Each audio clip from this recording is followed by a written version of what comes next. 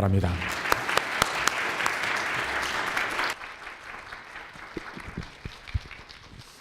할렐루야. 식사들 맛있게 하셨어요?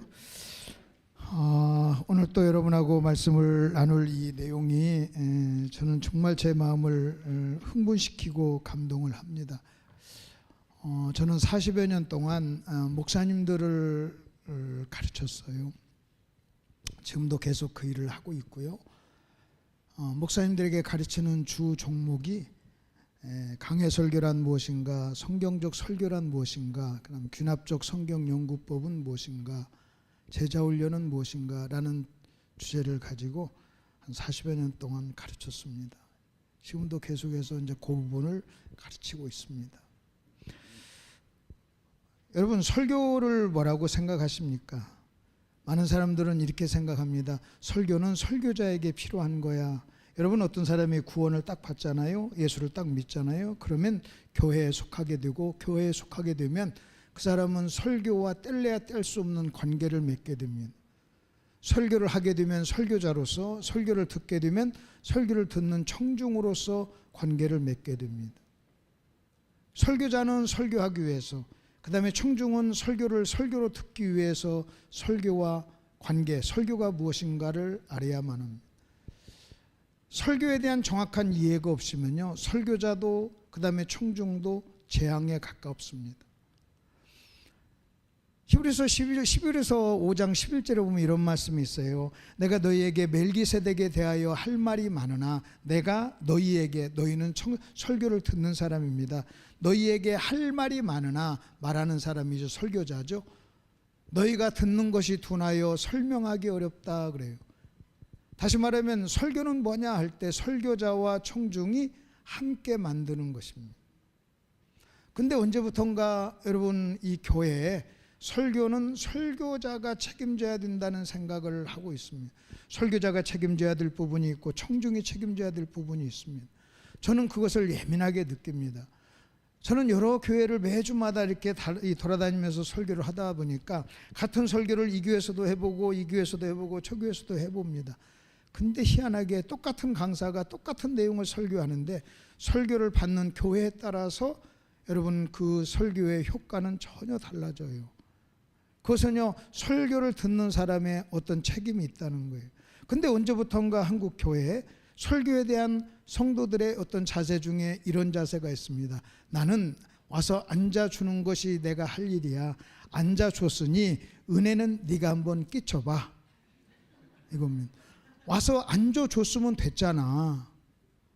은혜는 네가 끼치는 거야. 그래서 은혜를 못 끼치면요, 은혜를 못 끼친 모든 책임을 설교자에게 100% 책임을 돌립니다. 다시 말하면 청중인 자기도 설교의 50%의 책임이 있다는 것을 인정하지를 않아요. 그리고 은혜를 못 끼치면 내가 강팍해서 은혜를 못 받았구나 이런 생각을 하지 않고 당신이 나에게 은혜를 못 끼쳤지 이렇게 이야기를 합니다. 또 목사도 그 거짓말에 속아요. 그래가지고 성도들에게 은혜를 못 끼치면요, 막 제가서 내가 정말로 설교자인가 하면서 가슴을 칩니다. 그리고 성도들에게 여러분, 내 설교의 50%는 당신도 책임이 있습니다. 저를 좀 도와주세요. 여러분, 이렇게 부탁을 못 해요. 안 해요. 여러분, 설교가 정말로 설교자의 100% 책임, 여러분 와서 앉아만 주는 것만으로도 여러분 다 했다고 생각하십니까? 잠깐 여러분 옆길로 가는 거지만 오늘 한번 여러분 차근차근 한번 들어보십시다. 여러분이 마태복음 20장을 한번 여러분 마태복음을 한번 펴보시기 바랍니다.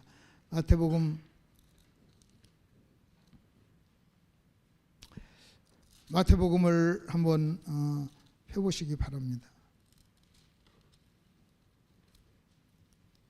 잠깐만요. 마태복음 11장입니다. 저는 이 말씀을 보면서 굉장히 충격을 받았어요. 제가 조금 이렇게 여유 있게 하겠지만 끝나는 시간은 그냥 생각했던 시간에 끝날 거니까 전혀 염려하지 마시길 바랍니다.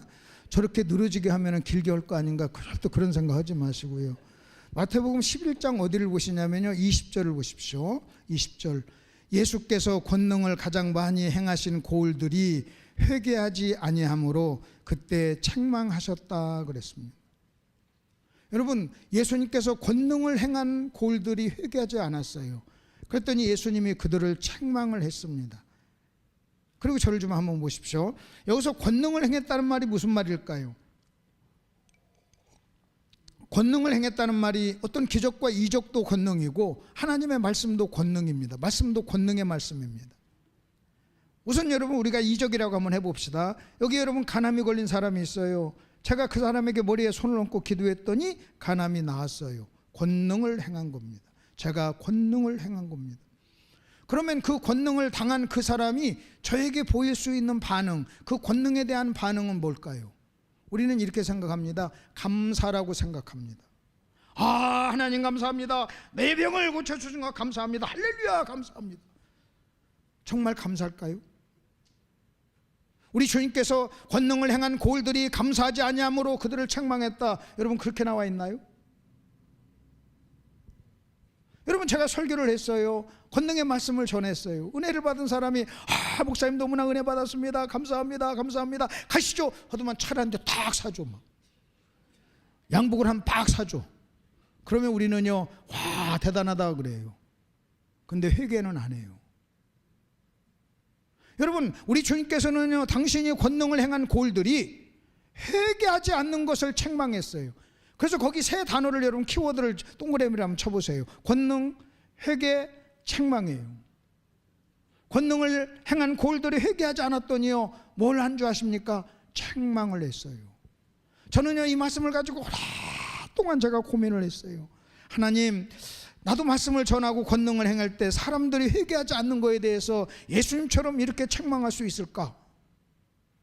내가 만일 예수님처럼 책망하지 않으면요, 저는요, 예수님과 결이 같은 신앙 목사가 아니에요. 결이 같지를 않아요.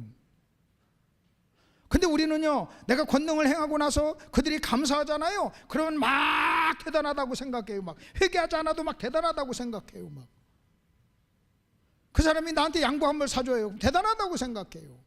은혜 받았다고 막 데리고 가서 막 좋은 집에 가서 막 그냥 불고기를 사줘요. 그러면요, 막 대단하다고 생각해요. 감사하라고요. 근데 성경을 예수님을 보니까요, 예수님은요, 감사하지 않았다고 책망한 게 아니에요. 회개하지 않았다고 책망. 그러면 예수님께서 권능을 행한 목적이 뭐예요? 예수님은 권능을 행할 때 정확한 목적을 가지고 권능을 행했어요. 나는 내가 이 권능을 행했을 때 그 권능을 받은 사람들이 회개하기를 원한다 하는 분명한 목적이 있었어요. 그리고 그 목적이 그것이 이루어지지 않을 때 우리 주님은 그들을 책망을 했어요. 저는 한 번도 지금까지 설교하면서 설교하고 나서 성도들이 회개하지 않은 것에 대해서 책망해 보지를 않았어요. 그리고 그냥 감사하면 막 그것이 나는 은혜를 끼쳤다고 생각했어요. 설교를 듣고 은혜를 받았다고 저한테 후한 대접을 하면요, 내가 은혜를 끼쳤다고 생각을 했어요. 제가 이 말씀 앞에 제가 꼬꾸라졌어요. 하나님, 내가 잘못했습니다. 하나님, 회개를. 그러니까 우리 주님께서는 사역, 권능을 행한 것을 사역이라고 그래요. 우리 주님의 사역의 목표는요, 회개였어요. 말씀을 전하는 거의 목표도 회개했어요. 여러분, 권능을 행할 때 그건 회개했다는 거예요. 그럼 이런 일이 성경에 있는가? 여러분, 예수님께서 베드로에게 오른편에 그물을 내리라, 그물을 내렸어요. 그랬더니 기적이 일어났어요. 권능이 일어났어요. 그랬을 때 여러분, 베드로가 어떻게 했습니까? 고기 많이 잡게 해서 감사합니다, 여러분 이러지 않았어요. 제가 죄인입니다, 저를 떠나소서 그랬어요. 아니, 왜 고기를 많이 잡았는데 죄인이라고 하면서 자기를 떠나달라고 그랬어요? 여러분, 어떤 사람들은요, 베드로의 친구는요, 배를 가지고 와서 그 고기를 막 주워 담았어요. 그 사람들은요, 감사했어요. 그 사람들은 감사했어요. 그러나 베드로는요, 회개했어요. 그러면 그 고기를 배를 가지고 와서 잡은 고기를 담는, 배에다 담는, 썰어 담는 그 사람과 회개한 베드로는 무슨 차이가 있나요? 권능을 행했을 때 고기를 받던 사람들은요, 감사했어요. 그러나 주님을 바라본 사람은 회개했어요. 하나님이 여러분에게 복을 줬을 때 복을 바라보면 감사할 거예요. 그러나 그 복을 주신 하나님을 바라보면 자기의 죄인인 것을 느끼게 되고 회개하게 돼요. 여러분, 어떤 사람이 회개한다는 것은 자기의 죄를 깨달았기 때문에 회개하는 거예요. 여러분이 신앙생활하면서 회개하지 않는다는 것은 죄를 깨닫지 않았다는 거예요. 그냥 형식적인 그런 회개가 아니라 진짜로 가슴을 치는 회개를 하지 않았다는 것은요, 나는 내 죄를 내가 알지 못한다는 거예요. 그리고 죄를 알지 못하는 것은요, 바리새인이에요. 자기를 의롭다고 믿고 그래요. 그래서 여러분이 회개한 적이, 제가 물어요, 여러분 회개한 적이 언제입니까? 진짜로 회개한 적이 언제입니까? 진짜로 하나님 앞에 와서 가슴을 치면서 하나님, 내가 죄인입니다, 나를 떠나소서, 내가 죄인입니다, 여러분 이렇게 회개한 적이 언제 있었냐는 거예요.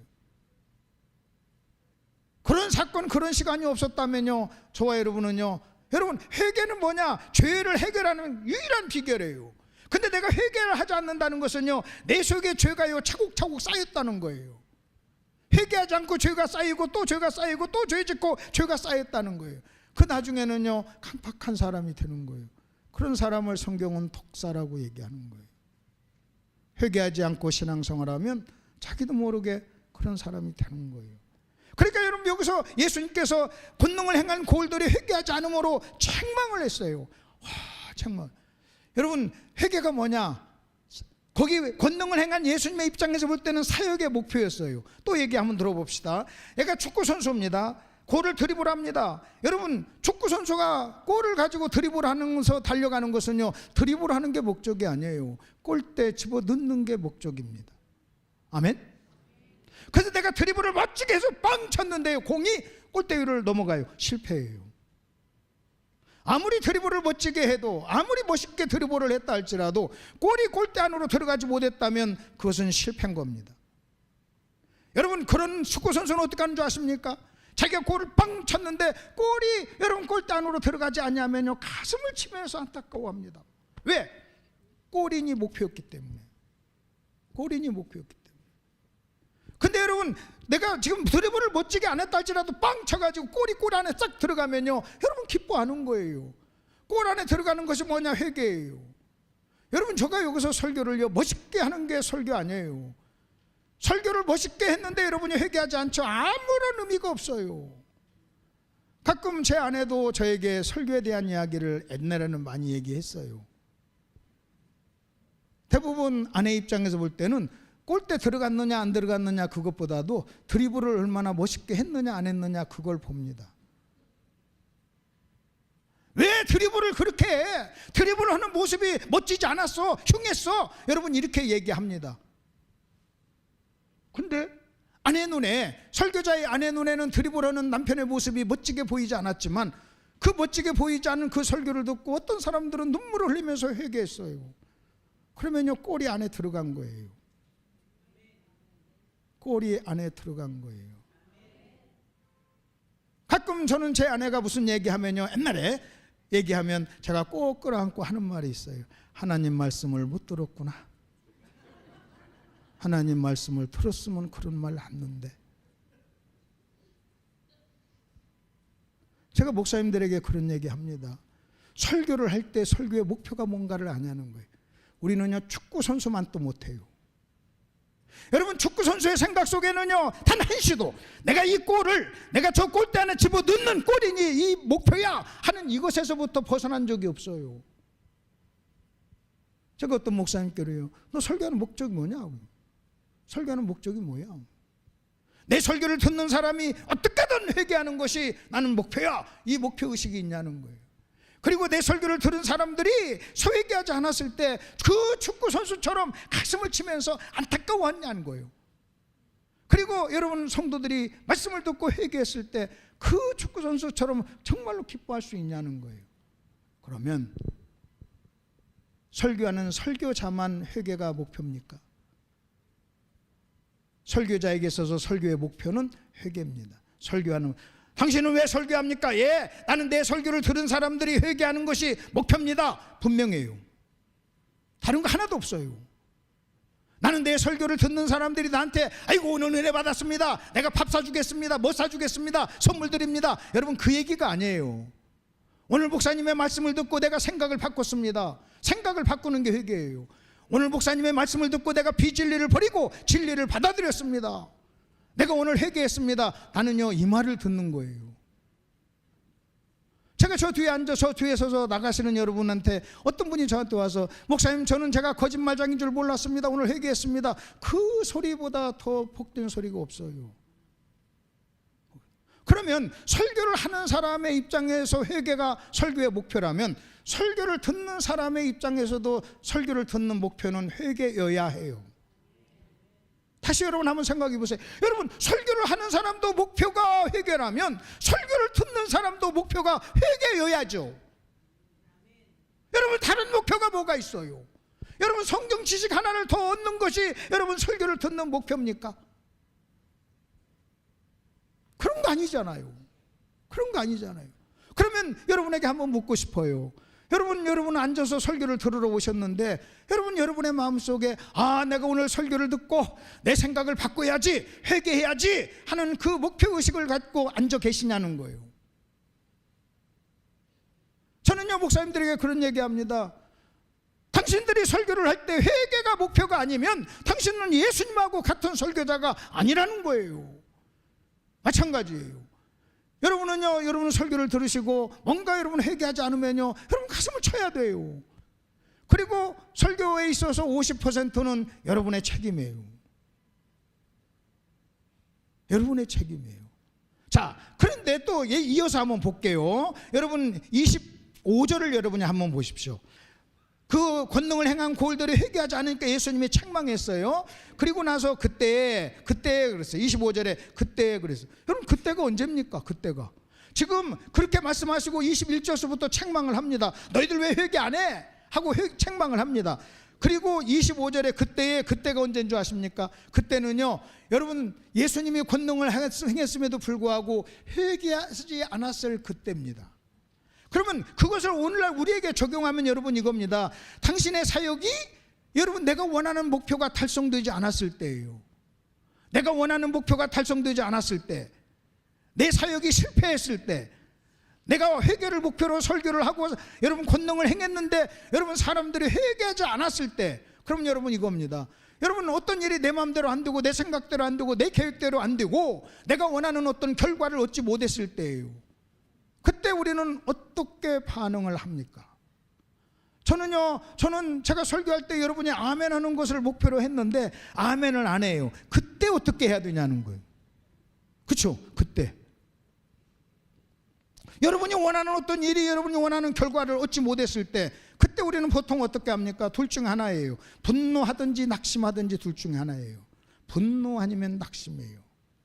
그러면 예수님은 어떻게 하셨습니까? 그때에 예수께서 뭐라고 그랬어요? 대답하셨다. 그 대답이란 말이 줄 좀 치세요.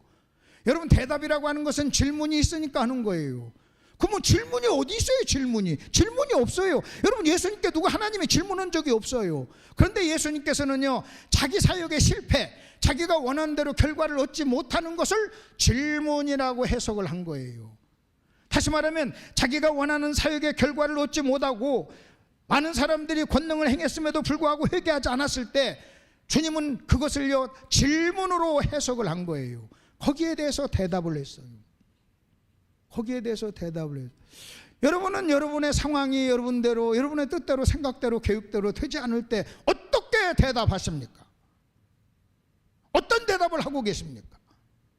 내 자식이 내가 원하는 대로, 내 인생이 내가 원하는 대로, 내 모든 사역이, 내 모든 삶이, 내 모든 계획이 내가 원하는 대로 어떤 결과를 얻지 못했을 때 나는 거기에 대해서 어떻게 대답을 하십니까? 예수님은 어떻게 대답을 하셨어요? 예수께서 대답하여 이르시되 천지의 주제이신 아버지여 이것을 지혜롭고 슬기로운 자에게 숨기시고 어린아이들 같은 이에게 나타내심을 감사하나이다. 우리 주님은요 기본적으로 감사했어요. 당신이 원하는 어떤 결과를 얻지 못했는데 거기에 대해서 그때 그는요 뭐라고 대답했냐면 감사합니다 그런 거예요. 이것을 여러분에게 좀 말씀드릴게요. 여러분은 한 4시에 끝날 줄 알고 왔는데 내가 6시까지 설교해. 그때 여러분이 일어나서 감사합니다 그랬다는 거예요. 여러분이 원하는 대로 안 됐잖아요. 그러니까 감사합니다 그런 거예요. 그게 쉬운 일 아니에요. 더군다나 예수님은요 지금 그 고을 사람들한테는 책망을 했어요. 여러분 고을 사람들한테는 책망을 했어요. 그러면 이렇게 막 책망을 하다가 그 사람들을 향해서는 책망을 하다가 주님을 향해서는 아버지를 향해서는요 감사합니다 그런 거예요. 그렇기 때문에 그 책망할 때 그것은요 사사로운 감정이 아니었다는 거예요. 여러분, 우리는 그 책망할 때 사적인 감정으로 책망을 해가지고 내가 감정적인 인간적인 어떤 뚜껑이 열렸잖아요. 그럼 하나님한테도 하나님 이게 뭐예요? 막 그런단 말이에요. 근데 재밌는 것은요, 자기의 사역의 대상들한테는 책망을 하면서 고개를 돌려서 하나님을 향해서는 하나님 감사합니다. 내가 원하는 대로 어떤 결과가 일어나지 않을 때 감사할 수 있냐는 거예요. 감사합니다. 제가 참 충격을 많이 받았어요. 그럼 왜 감사했느냐? 감사한 이유가 뭔지 아십니까? 그렇게 어떤 사람에게는 숨기시고 어떤 사람에게는 드러나게 한 것이 하나님의 뜻이라는 거예요. 다시 말하면요, 어떤 사람이 권능을 행했는데도 회개하지 않은 것이 하나님의 뜻이라는 거예요. 여러분, 그 사람에게는 지금 하나님의 징계예요. 그렇기 때문에 여러분, 바울은 지금 이 예수님은 뭘 얘기했냐면, 이런 것이 하나님. 저는요, 제가 이 말씀에 근거해서 제가 어느 교회 가서 부흥회 설교를 합니다. 설교를 할 때 모든 사람이 다 은혜 받는 것 아니에요. 은혜 받을 사람만 은혜 받고 은혜 받지 못할 사람은 은혜를 못 받아요. 그리고 하나님이 징계하기로 한 사람은요, 여러분, 이 말씀이 깨달아지지 않게 해요. 그리고 하나님은요, 예수님은 그걸 감사하다고 그랬어요. 제가 이걸 몰랐을 때는요, 내 설교를 듣는 모든 사람이 다 은혜 받아야지 그랬어요. 그것은요 잘못된 생각. 예수님도 그렇게 말씀하지 않았어요. 그러면서 우리 주님 뭐라고 하는지 아십니까? 하나님, 어떤 사람에게는 숨겨서 들리지 않게 해주시고 어떤 사람에게는 들리게 해주신 거 감사합니다. 하나님이 이 사람에게 들리지 않게 하는데 그것을 들리지 않게 한다고 내가 막 하나님한테 대들면 안 되죠. 그래서 어떤 사람이 은혜 받았다고 하면 내가 웃으면서 그래요. 때가 돼서 들리셨군요 그래요. 그리고 하나님이 당신에게 베풀 때가 돼서 베푼 겁니다. 근데 어떤 사람은요, 못 듣고 째리고 그냥 가는 사람한테는 저 사람한테는 숨기는 게 하나님의 뜻이구나. 그전에는요, 아이고 내가 설교 잘못했지 이렇게 생각했는데 그렇게 안 오기로 했어요. 왜? 성경이 보니까 그렇지 않아요. 감사합니다. 감사합니다. 여러분, 그리고 뭐라고 하는지 아십니까? 26절에 그가 감사한 이유를 설명해요. 옳소이다. 이렇게 된 것이 저들이 말씀을 듣고 권능을 행했음에도 불구하고 회개하지 않는 것이 뭐라고 그랬어요? 아버지의 뜻입니다 그랬어요. 아버지의 뜻입니다. 여러분, 아버지의 뜻이에요. 권능, 회개, 책망. 그때 그는요 감사한 이유가 뭔지 아십니까? 아버지의 뜻입니다. 우리 주님도요 말씀 사역할 때 실패했어요. 그런데 그는 뭐라고 봤냐면요, 그것이 아버지의 뜻입니다. 그리고 감사합니다. 감사합니다 그랬어요. 제가 이 말씀을 보면서 내가 정말 예수님과 결이 같은 사람인가, 예수님과 이 신앙의 결이 같은 사람인가, 이 생각을 참 많이 한번 해봤어요. 그래서 제가 이거 말씀을 깨닫고 나서요, 어디가 설교할 때, 여러분, 제가 설교하는 목표가 회개입니다. 축구선수의 목표가 골인이듯이 저는 회개입니다.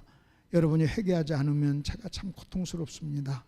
저는 회개가 목표입니다. 제가 설교하는 목표, 저한테 한번 물어보세요. 목사님은 무엇을 목표로 설교하십니까? 물어봤다고 치고 회개라고 합니다. 그러면 여러분은 설교를 듣는 목표가 뭐여야 돼요? 여러분도 회개입니다 하고 이야기를 합니다. 이해가 되셨죠? 이해가 되셨죠? 여러분, 회개하지 않잖아요. 그러면 1시간, 2시간, 3시간 앉아있어도 아무런 의미가 없어요. 변화가 없어요. 회개만이 삶을 변화시켜요. 회개만이 삶을 변화시켜요. 자, 그렇게 전제로 하고 여러분이 문제 1번을 한번 보시죠. 문제 1번을 보면 여호수아서 24장은 여호수아가 마지막으로 고별 설교를 하는 모습입니다. 그래서 여호수아 24장을 여호수아의 고별 설교라고 합니다. 마지막 설교. 이 설교를 하고 난 다음에 그는 110살에 죽습니다. 여러분, 성경 구절을 보면 여호수아서 24장 29절 보면 2일 후에 여호와의 눈 종의 아들 여호수아가 110세에 죽었다 그래요. 이 설교 끝나고 그는 죽습니다. 그래서 이 설교를 은퇴설교 고별 설교라고 그래요. 은퇴설교 고별 설교라고. 여러분, 여호수아는 어떤 사람이냐? 여러분, 여호수아는 이런 사람이에요. 여러분, 애굽에서 태어나서 애굽을 경험하고 그 다음에 애굽에서 여러분 그는 출애굽을 경험하고 광야 40년을 거쳐서 가나안 땅까지 경험한 사람이에요. 애국과 광야와 가나안을 통과한 세 장소를요 다 경험한 사람은요 여호수아와 갈렙밖에 없어요. 그리고 그는 가나안 땅에 와서 영적인 수많은 전쟁을 이긴 사람이에요.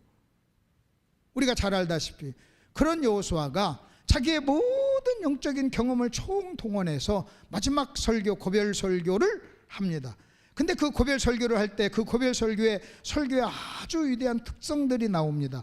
여러분 교환해 보시면 여호수아서 24장 1절 2절 보십시오. 1절 보세요. 여호수아가 이스라엘 모든 지파를 세겜에 모으고 이스라엘 장로들과 두령들과 재판장들과 유사들을 부르매 그들이 하나님 앞에 보인지라. 여러분 설교하기 전에 한 일이에요. 여호수아가 이스라엘 모든 백성을 세겜에 모았어요. 그리고 여러분 지도자들을 불렀습니다. 그랬더니 그들이 하나님 앞에 보인지라 그 말이 나와요.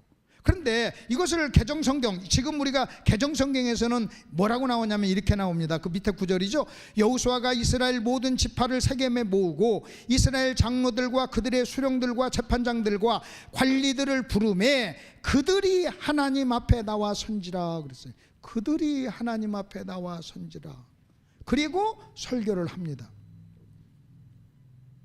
그러면 여호수아서 21장 1절은 뭐냐? 설교하기 전에 하나님께서는 여호수아는요 설교하기 전에 무슨 일을 했냐는 거예요. 제가요 이 말씀을 깨닫고 나서 엄청난 충격을 받은 거예요. 여러분 한번 보십시오. 원래는 문맥적으로는 이렇게 되면 안 돼요. 자, 여호수아가 이스라엘 모든 백성을 세겜에 모았어요. 세겜에 모아놓고 두령들, 지도자들, 리더들을 앞으로 불렀어요. 그랬더니 그들이 나왔어요. 누구의 말대로? 여호수아의 말을 듣고 나왔어요. 나왔을 때 성경은 이렇게 나와야 돼요. 여호수아가 그들을 부르매 여호수아 앞에 선지라 이렇게 나와야 돼요. 여호수아가 불렀어요. 주어가 여호수아예요. 여호수아가 불렀어요. 여호수아가 모았어요. 여호수아가 불렀어요. 그리고 그들은 여호수아의 말을 듣고 앞으로 나왔어요. 그러면요 그들은요 여호수아 앞에 서야 돼. 그래서 성경은 그렇게 나와야 되는데 성경은 뭐라고 얘기하고 있냐면요 하나님 앞에 선지라 그랬어요. 하나님 앞에 섰다. 제가 여러분 저는 이게 저한테는 숙제였어요. 어떻게 한 사람이 평생 수천 번의 설교를 듣는데 저렇게 지독하게 달라지지 않을까? 저는 이것이 항상 숙제였어요. 수천 번 수만 번 설교를 듣는데 왜 저렇게 안 달라질까? 저는요 그게 너무나 충격이에요. 여러분 한 사람이 신앙생활을 하면 설교를 참 많이 듣습니다. 근데 왜 삶을 못 바꿀까? 왜 삶을 못 바꿀까? 바울은 나는 네가 핍박하는 예수다 한마디 듣고 꼬꾸라졌는데 왜 그랬을까? 이것이요 솔직히 목사들에게 설교가 무엇인가를 가르치는 목사로서 굉장히 숙제였습니다. 근데 여러분 무슨 말이냐면요 문제는요 하나님 앞에 그들이 서지를 않아요. 하나님 앞에 서지를. 제가 한번 얼마 전에 김제에서 그 목사님들 모임이 있어서 제가 강사로 갔습니다. 2시에 모임인데 좀 일찍 갔어요. 좀 일찍 가가지고 그 교제실에서 만나 커피 한잔 하고 이야기하고 아는 사람들이니까 이야기도 하고 이렇게 하다가 2시가 돼가지고 그 교제실에서 강의실로 딱 옮겨졌어요. 그 강의실로 옮겨져 가지고 그들은요 그냥 매월 정기적으로 모이는 행사였어요. 그래서 모여서 차 마시고 간단하게 예배 드리고 말씀 듣고 그 다음에 잠깐 회의하고 저녁 먹고 헤어지는 모임이었어요. 그래서 제가 일찍 가서 한 30-40분 1시간 정도 서로 교제를 했습니다. 교제실에서 차 한잔 마시면 서로 농담도 하고 이야기도 하고 장난도 하고 막 이러다가 이제는 이 말씀 듣는 장소로 이렇게 옮겨졌습니다. 그래서 이제 아이고 강사님 강의하시죠. 뭐 얼른 하고 우리 교회 끝나고 저녁 먹어야 돼요. 막 그래요. 그러면서 막 앉아 있는데 제가요 그 모습을 보면서 너무너무 충격을 받았어요. 어떤 충격을 받은 줄 아십니까? 조금 전에 교제실에서 커피 마시면서 농담하고 장난했던 그 태도와 자세를 그대로 이쪽으로 옮겨진 거예요. 제가 처음으로 무슨 뭘 봤냐면요. 와, 저분들은 말씀을 들을 준비가 안 됐구나. 하나님이 저에게 그 모습을 보여줬어요. 그리고 내가 저 사람들한테 무슨 말을 한들 무슨 의미가 있을까? 그리고 정직하게 그 얘기를 했어요. 내가 준비한 설교하지 않고 내가 그랬어요. 내가 좀 전에 여러분하고 저기서 커피 마시고 왔는데, 이쪽으로 왔는데 여러분은 장소만 바뀌어졌지 태도, 자세, 눈빛, 앉아있는 모습 하나도 말씀을 듣는 자세가 안 돼 있습니다. 하나님 앞에 나와 있질 않습니다. 여러분에게 내가 무슨 얘기한들 무슨 의미가 있겠습니까? 이 설교가 여러분에게 무슨 삶을 변화시키고 무슨 의미가 있겠습니까? 하지 맙시다. 끝냅시다. 나 그냥 갈랍니다. 그랬어요. 그러면서 이런 얘기했어요. 그날 월요일날 모였기 때문에 당신들도 어제까지만 해도 설교자였는데 성도들이 지금 이런 자세와 태도로 당신 설교할 때 앞에 앉아 있으면 설교했겠습니까? 어제는 당신들이 설교자였지만 오늘은 내 설교를 듣는 사람이니까 설교를 들으면 설교를 듣는 사람의 자세와 태도가 있어야 되는 것 아닙니까? 그만합시다. 내가 무슨 말을 한들 무슨 의미가 있겠습니까? 여러분이 제 설교를 듣고 회개를 하겠습니까? 하고 내가 강력하게 정직하게 솔직하게 얘기를 했어요. 그랬더니 그분들이요, 그래도 다 명색이 수십 년 믿었던 사람이고 설교자니까 아차 하고 깨달은 거예요. 자세들을 바꾸더라고요. 태도도 바꾸고 자세도 바꾸고 앞으로 앉아오고. 그래서 설교를 했어요. 원래 한 30-40분 하던 설교를 2시간 했어요. 그랬더니 끝나고 더 해달라고 그래요. 그래서 그만하자 그랬어요. 원래 끝나고 밥 먹는데 나 밥도 안 먹고 그때까지만 해도 내 마음속에 영적인 어떤 분노가 있어서 그냥 나왔어요. 그리고 그렇게 하시면 안 됩니다.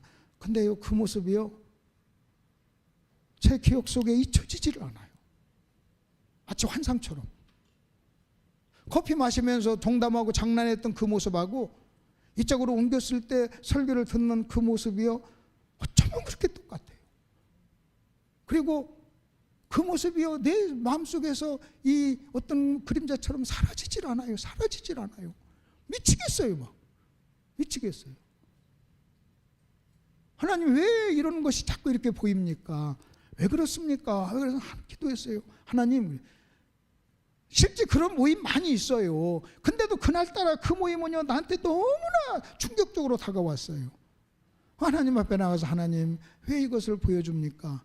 그래서 하나님이 저에게 그래요. 네 남은 생에 네 사역의 사명이다. 남은 생에 그 일을 해라. 그 일을 해라. 여러분, 조금 더 설명을 좀 해드릴게요. 한국교회는 성령운동과 이상한 붕사들 때문에 강단이 경박스러워지고 가벼워졌어요. 강단이 경박스러워지고 가벼워졌어요. 강단 위에서요, 수많은 간증들이 흘러나왔어요. 강단은 간증하는 곳이 아닙니다. 하나님의 말씀이 전해지는 곳입니다. 수많은 사람들이, 강사들이요, 인기 강사들이 강단에서 마이크 잡고 웃기고 울리고 코미디 역할을 했어요. 그래서 그 당사자들은 인기를 얻었을지 몰라도 세월이 흘러가면서 그 손실이 누구에게 다가왔느냐? 모든 손실이 성도들에게 전해졌어요. 성도들은 강단에서 전해지는 하나님의 말씀을 하나님의 말씀으로 듣지를 않아요. 사람의 말로 들어요. 사람의 말로 들으니까 어떻게 들은지 아십니까? 기네, 짬네, 싱겁네, 뭐 짜네, 뭐 그런 얘기를 하는 거예요. 하나님의 말씀으로 들으면요, 그럴 안 해요. 그런 거 안 해요. 그리고 많은 목사님들이 그 유명한 목사님들을 따라서 그렇게 하다 보니까요, 제가요, 처음으로 강대상이 경박스러워지고 강대상이 가벼워졌구나. 하나님의 음성으로 여러분에게 한번 묻죠. 여러분, 강단에서 말씀을 전하는 목사님의 설교가 하나님의 말씀인 걸 믿으십니까? 아니, 그냥 아멘 하지 마시고요, 생각을 깊게 한번 하고 한번 아멘 하세요. 다시요. 여러분, 강대상에서 전해지는 하나님의 말씀이 여러분 하나님의 말씀인 걸 믿으십니까? 누가 전해도 그 말씀이 하나님의 말씀이라면 하나님의 말씀인 걸 믿으십니까? 우리 아들이 목사입니다. 부목사를 하고 있어요. 우리 교회에 있다가 다른 교회로 간다고 그래요. 아버지 밑에서는 순종을 못 배우겠다고. 왜냐하면 아버지 밑에서 순종을 못 배우죠. 이번 주일날 설교하기로 해놓고 나서 토요일날 전화해서 아버지 설교 준비가 안 됐는데 아버지가 하세요. 그러니까 준비가 안 되는 거예요. 다른 담임 목사 같으면 그렇게 안 했겠죠. 그런데 내 아들은 그걸 딱 깨닫고 나가서 순종을 배우겠다고 다 가겠다는 거예요. 그거 가라. 가는 대신 네가 그래도 김덕신 목사 아들인데, 명색이 아들인데 설교는 훈련받아야 될 거 아니냐. 그래가지고 1년 동안 내 대신 설교를 하라고 그랬어요. 내 사례비를 너한테 줄 테니까 나는 1년 동안 설교 안 하고 듣겠다. 그 대신 주일날 오전 오후 수요일날 3번 설교를 해라, 1년 동안.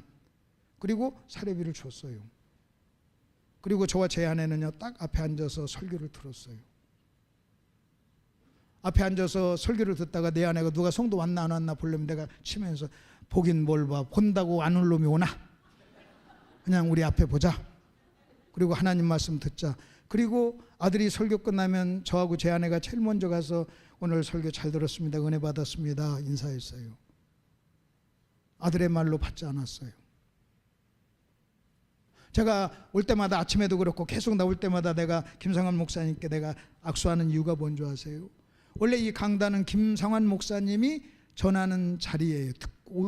그 자리, 그 권한을 지금 저한테 위임해 준 거예요. 저한테 위임해 줬잖아요. 내가 그걸 위임해 줘서 고맙다는 마음으로 내가 이렇게 고개를 숙이는 거예요. 우리 아들이 목회해서 내가 우리 아들 교회 목회에 가서 말씀을 더 전한다 해도 저는요 그럴 거예요. 그때는 아들이 아니에요. 한 교회 담임 목사로서 말씀을 전할 수 있는 그 권한이 있는데, 그걸 저한테 지금 권한을 위임해 준 거잖아요. 고맙죠. 감사하죠. 그래서 제가 이렇게 꼭 인사를 합니다. 어느 교회를 가든 인사를 합니다. 왜? 성도들이 보니까. 그리고 성도들에게 설명을 합니다. 내가 여러분 담임 목사님을 내가 이렇게 존중합니다. 내가 위임해 준 거에 대해서 매우 고마워하고 있습니다. 그것을 보여주는 그림 언어로 내가 이야기를 합니다. 우리 아들이 1년 동안 그렇게 했어요. 제 사례비를 받으니까 제가 안 할 수 없죠. 했죠. 열심히 했어요. 준비해서. 그러면서 내가 그런 얘기했습니다. 나중에 세월이 흘러 네가 나이가 많이 먹었을 때 평생에 아버지가 1년 동안 강단에서 설교하도록 한 이것이 가장 잊혀지지 않는 사건이 될 것이다. 더군다나 나하고 내 아내를 앉혀놓고 설교를 하는 것 쉽지 않아요. 나랑 같이 공부하는 목사는 내 앞에서 설교하기 무섭다고 설교를 안 해서 제가 1000몇백 번 세미나를 하는 동안에 우리는요 예배를 안 드려요. 그래서 목사들이 몇백 명 모이니까 그중에 한 사람 설교하라 그러면 내가 목사님 앞에서 어떻게 설교합니까 해가지고 그냥 제가 설교 안 하고 그냥 바로 강의하면서 했습니다. 근데 그런 저를 앉혀놓고 내가 똑바로 치다보는데도 열심히 담대하게 말씀을 전했던 아들이에요. 그 훈련을 제가 시킨 거예요. 여호수아가 부름에 그들이 하나님 앞에 나왔어요. 오늘 제가 이 얘기를 오전 2부 예배 때 얘기하면서 제가 성가대에 있는 분들은 다 앞으로 와서 앉으세요 이 말을 할까 말까 하다가 안 했습니다. 한번 여러분 정말로 그렇게 할 수 있는가 한번 제가 하려고 하다가 시간도 그렇고 그래서 그냥 안 하고 넘어갔습니다. 여러분 잘 이해를 하시기 바랍니다. 여러분 여호수아가 이스라엘 모든 백성을 세겜에 모으고 장로들과 유사들을 부르매 그들이 누구 앞에 나온지라? 하나님 앞에 나온지라. 하나님 앞에 나왔다. 그러면 설교란 무엇이냐? 제가 설교에 대한 정의를 하나 내려드릴게요. 설교란 뭐냐면 하나님 앞에 선 설교자가 하나님 앞에 선 청중에게 전하는 것입니다. 다시요. 뭐라고요? 시작. 하나님 앞에 선 설교자가 하나님 앞에 선 누구에게? 청중에게 전하는 것. 저 자신도요, 내가 하나님 앞에서 내가 하나님 말씀을 전한다 하는 이 의식이 있어야 돼요. 여러분 제 앞에 어떤 사람이 앉아있든 그건요 의미가 없어요. 내가 하나님 앞에 서 있는 거예요. 설교자도 하나님 앞에 서 있어야 되고 청중도 하나님 앞에 서 있어야 될 줄로 믿습니다. 여러분 제가 불관동께 와서 설교할 때마다 너무너무 감사한 게 그거예요. 여기 오면은요 아주 강력한 두려움이 내 마음속에 항상 있어요. 목사님이요 끊임없이 강단을 지키셨어요. 여러분 김우생 목사님이 절대로 아무나 여러분 강단을 여러분 했나요? 얼마나 많은 사람들이 이 앞에 서고 싶었어요. 그러나 여러분 강단을 지켰어요. 강단을 지킨다는 것은 강단의 권위와 강단의 무게와 강단의 강담됨을 지키는 거예요. 그걸 지키는 거예요. 그래서 어떻게 여러분 하나님, 근데 한국교회가 지금 역사적으로 그런 과정 속에서 강단이 그렇게 가벼워지고 경박스러워지다 보니까 여러분 사람들이 하나님의 말씀을 듣는다는 의식이 없어졌어요. 그러니까 그 손해를 누가 보느냐? 성도들이 보는 거예요. 그 성도들이 보고 나니까 설교 듣고 난 다음에는요, 이 말도 하고 저 말도 하고 이 말도 하고 저 말도 하는 거예요. 쉽게. 여러분 그 말이 하나님의 말씀이라면 그렇게 말할 수 있나요? 그 다음에 또 하나, 여러분 정말로 하나님의 말씀을 전한다면 한번 물어볼게요. 저는요 가끔 내가 내 아내나 내 아들한테 이런 얘기합니다. 내가 당신의 남편이고 내가 너의 아버지인데 내가 너에게 못할 말이 뭐가 있냐 그래요. 내가 너에게 못할 말이 뭐가 있지? 아버지로서 남편으로서 못할 말이 뭐가 있지? 여러분 내가 꼭 해야 되는데 못한다는 것은요 두려워한다는 거예요. 그리고 내가 꼭 해야 되는 말이야. 아버지로서 남편으로서 꼭 해야 될 말인데 못한다는 것은요 내가 아버지로서의 사명과 의무를 이행하지 못하는 거고 남편으로서의 사명을 이해 못하는 거예요. 그러면 또 한번 보십시다. 정말로 하나님의 말씀이라면, 또 내가 하나님의 말씀을 전한다면, 제가 오늘 교회 가서 그런 얘기했어요. 여러분 강단에서 오늘 전해지는 말씀이 하나님 말씀인 걸 믿으십니까? 믿는다고 그래요. 그러면 제가 이렇게 말씀을 드렸어요. 그렇다면 하나님이 여러분에게 못할 말이 뭐가 있을까요? 그랬어요. 하나님이 여러분에게 못할 말이 뭐가 있을까요? 한번 여러분 잘 한번 들어보세요. 여러분 무서워서 하나님이 못하실 말씀이 있을까요? 제가 말한다면 저 여러분 무서워서 못할 말 많아요. 여러분 중에는 엄청난 분, 여러분의 과거를 내가 다 아니까 저는요 제가 여러분 앞에서요 못할 말 많아요. 그러나 내가 하나님의 말씀을 전한다면 못할 말이 뭐가 있을까?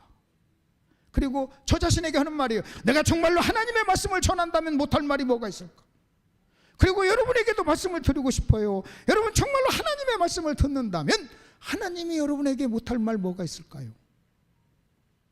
하나님 앞에 선 선교자가 하나님 앞에 선 청중에게, 우리는 이게 부흥회 같은 데 가고 그러면요 그 앞에 막 찬송을 하고 뭐 여러 기도도 하고 여러 가지 거 합니다. 설교 듣는 준비를 한다는 거예요. 그러면 그렇게 찬송하면 하나님 앞에 선 건가요? 통성으로 기도하면 하나님 앞에 선 건가요? 여러분 찬송해서 하나님 앞에 설 수도 있어요. 그러나 찬송했다고 서는 건 아니에요. 그러면 저도 하나님 앞에 서고 여러분도 하나님 앞에 서면 어떤 일이 일어날까요? 어떤 결과가 일어날까요? 하나 알려드릴게요. 하나님 앞에 선 설교자가 하나님 앞에 선 청중에게 설교를 한다면 나타나는 열매, 결과, 증상, 여러분 나타나는 모습이 있어요. 그게 뭔지 아십니까? 영적 긴장이에요. 영적 긴장. 여러분 대통령이 온다 그럼 거기에 영적 긴장이 있어요. 그래서 매 예배 때마다 우리가 하나님 앞에 섰기 때문에 하나님의 임재를 느끼면서 영적인 긴장이 있어야 될 줄로 믿습니다. 영적인 긴장이 있어야 돼요. 저는요 여러분 보세요. 여기서 재미있게 코미디언처럼 여러분 설교하는 사람에게는요 영적 긴장이 없어요. 설교를 통해서 우리를 즐겁게 해주세요. 우리를 재밌게 해주세요. 우리에게 유익을 끼쳐주세요. 여러분 이런 설교는요 여러분 영적 긴장이 없어요. 근데 우리가 하나님의 말씀을 듣겠습니다 그러면요 전하는 자나 듣는 자가 다 영적으로 긴장해야 될 줄로 믿습니다. 태도가 달라지고요, 자세가 달라지고, 눈빛이 달라지고, 여러분 달라지게 돼 있어요. 달라지게 돼 있어요. 저는요 제 남은 생에 제가 해야 될 일이 무슨 일이냐, 수많은 목사들에 의해서, 강사들에 의해서, 풍사들에 의해서 여러분 경박스러워지고 가벼워진 강단을 다시 원래대로 회복하는 것. 그리고 나서 보니까요 여러분 강단이 경박하고 강단이 가벼워지고 강단에서 전해지는 말을 하나님의 말씀으로 안 듣다 보니까 그 모든 손실이 누구한테 오는 줄 아십니까? 젊은 목사님들이 여러분 가서 이제 설교를 합니다. 설교를 하는데요 하나님의 말씀을 안 들으니까요 너무너무 힘든 거예요. 대부분의 젊은 목사님들은요 여러분 그 선대 목사님보다 공부도 많이 하고 실력도 있는 분들이에요. 헬라어도 잘 알고 히브리어도 잘 알고 공부도 많이 한 분들이에요. 설교도 잘해요. 그런데요 하나님의 말씀으로 안 들으면요 아무리 설교를 기가 막히게 해도 끝나는 거예요. 아멘. 그것을 바울이 뭐라고 하는지 아십니까? 내가 너희에게 쉬지 않고 감사한다. 데살로니가 성도에게 편지하면서 내가 너희에게 쉬지 않고 감사하는 것이 있다. 뭘 그렇게 감사했습니까? 쉬지 않고 내 말을 들을 때 사람의 말로 듣지 아니하고 하나님의 말씀으로 들음이니 진실로 그러하다 그랬어요. 저는요 그 말씀 읽으면서 바울을 참 대단하다고 생각해요. 세상에 자기가 전하는 말이 하나님의 말씀이라는 거예요. 그리고 너희가 하나님의 말씀으로 들으니까 진실로 그러하다. 여러분, 자기가 자신 있게 설교하는 설교자가 내가 여러분에게 지금 하나님의 말씀을 전합니다. 내가 전하는 말씀은 하나님의 말씀입니다. 여러분, 이렇게 자신 있게 말할 수 있는 사람이 몇 명이나 되냐는 거예요. 여러분, 어떤 사람 올라가가지고요, 저는 제가 여러분에게 설교할 자격도 없는 사람이지만 제가 뭘 전하겠습니까? 여러분도 다 성경 잘 아시는데 그래 뭐 다 아시는 성경이니까 제가 그냥 제 인생에 일어났던 일 하나 간증하고 내려가겠습니다. 그런 얘기를 목사가 하면요, 내가 듣다가 무슨 생각이 드는 줄 아십니까? 저놈의 자식은 저거 설교가 뭔가를 아는 건가 막 이런 생각이 막 들어가지고요, 그냥 데려가서 지하실 가서 패고 싶어요. 막 여러분, 설교를 해달라 그렇게 딱 명했으면요, 하나님을 대신해서 하나님의 말씀을 전해주세요, 요 부탁을 받은 거예요. 아멘 좀 하세요. 다시요, 여러분 교회는요 특별히 오늘 이 설교가 더 필요해요. 왜? 여러분은 오랫동안 여기서 신앙생활을 하셨잖아요. 여러분이 만일 김상환 목사님의 설교를 하나님의 말씀으로 안 들으시면요, 사역 끝나는 거예요. 사역 끝나는 거예요. 목사님대로 힘들고 여러분은 여러분대로 힘들어요. 제가 가만 생각을 해봤어요. 그래서 하나님의, 근데 그것이 성경적이에요. 바울이 뭐라고 그랬어요? 너희가 내 말을 들을 때 사람의 말로 듣지 아니했다. 고맙다. 다시 말하면 사람의 말로 들을 수 있다는 거예요. 사람의 말로 듣다 보니까 이러쿵저러쿵 이야기를 하는 거예요. 정말로 그 말이 하나님의 말씀이라면 그렇게 말할 수 있겠냐는 거예요. 그렇게 말해서는 안 되죠. 또 하나 보십시다. 그러면서 바울이 이런 얘기합니다. 진실로 그러하도다. 이 말씀은 믿는 자 속에서 역사한다. 믿음이란 얘기를 합니다. 그러면 거기서 문맥적으로 얘기하는 믿음은 뭡니까? 자, 여러분, 여기 병 걸린 아이를 데리고 어머니가 예수님께 갑니다. 예수님께서 뭐라고 하는지 아십니까? 딸아, 네 믿음대로 될지어다 그랬어요. 그때 그 딸의 믿음이 뭔지 아세요? 병든 우리 아이를 예수님께 데리고 가면 예수님이 반드시 고쳐주셔 라고 하는 믿음이에요. 그게 그 여인의 믿음의 내용이에요. 구체적인 내용이에요. 그러니까 네 믿음대로 되라고 그랬어요. 네 믿음대로. 마찬가지예요. 그래서 딸이 낳았어요. 여러분, 딸 낳는다는 믿음을 가지고 있었기 때문에 딸이 낳은 거예요. 그러면 바울이 네가 사람의 말로 받지 않냐고 하나님의 말씀으로 받으면 진실로 그러하다. 이 말씀은 믿는 자 속에 역사한다 할 때 그 믿음이 뭡니까? 말씀을 들을 때 저와 여러분이 가져야 될 구체적인 믿음의 내용은 뭐예요? 이겁니다. 저 강대상에서 목사님을 통해서 전해지는 하나님의 말씀이 하나님의 말씀이다 라고 믿는 거예요. 이 아이를 데리고 가면 반드시 예수님이 내 아이를 고칠 거야. 그게 믿음의 여인의 내용이었다면, 여러분, 이 자리에 앉아있을 때 설교를 들을 때 여러분의 믿음은요 딱 하나밖에 없어요. 다른 거 없어요. 저 강대상에서 전해지는 하나님의 말씀이 오늘 나에게 주시는 하나님의 말씀이야. 요 믿음을 가지고 앉아 계셔야 돼요. 이 믿음을 가지지 않고 여러분 설교를 들으면요, 10,000번을 들은들 10,000,000번을 들은들 그게 무슨 의미가 있어요? 아무런 의미가 없어요. 아무런 의미가 없어요. 역사를 안 해요. 믿는 자 속에서 역사한다. 그래서 제가 어느 교회 가서 설교할 때 하기 전에 서론으로 이 얘기를 합니다. 여러분, 하나님 앞에 나왔습니까? 저도 하나님 앞에 나오랍니다. 우리 같이 하나님 앞에 섭시다. 아멘. 이 시간 저도 여러분도 하나님 앞에 서시기를 바랍니다. 좀 마음을 좀 추스리세요. 영적 긴장을 좀 하세요. 하나님 오늘 나에게 무슨 말씀을 하시는가 한번 들어보세요. 그리고 2절에 이렇게 설교합니다. 여러분, 지금 여호수아가 이제 1절에 그렇게 해놓고 설교하기 전입니다. 이건 설교하기 전에 백성들을 하나님 앞에 세워놔요.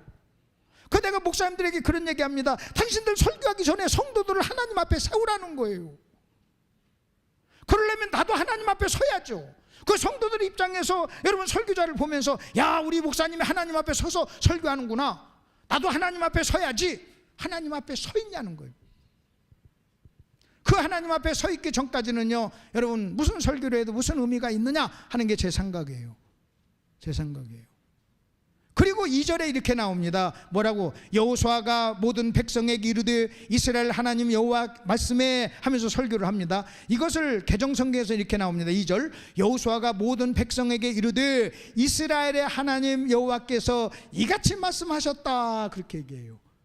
이게 설교의 본질입니다. 설교란 뭐냐? 지금부터 내 얘기입니다, 내 경험입니다, 내 이론입니다, 이 얘기가 아니라 하나님이 나에게 말씀하신 걸 내가 말씀합니다, 이 말이에요.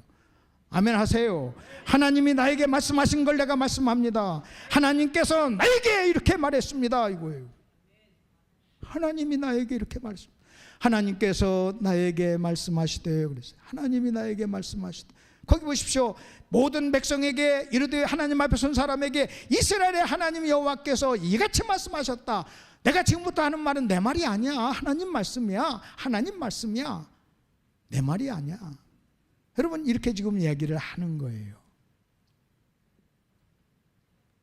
자기 말을 하려고 하니까요, 어려워요.